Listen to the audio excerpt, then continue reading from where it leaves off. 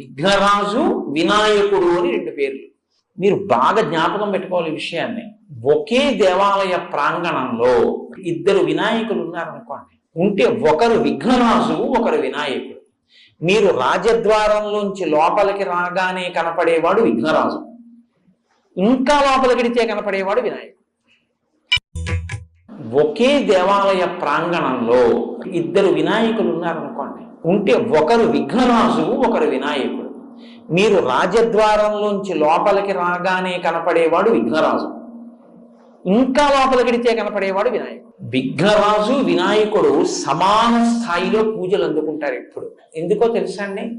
ఒకరు విఘ్నాన్ని కల్పిస్తారు, ఒకరు విఘ్నాన్ని తీసేస్తారు. విఘ్నాన్ని కల్పిస్తే విఘ్నరాజు, విఘ్నాన్ని తీసేస్తే వినాయకుడు. అదేమిటంటే కల్పించడం ఎందుకండి అని మీకు అనుమానం రావచ్చు.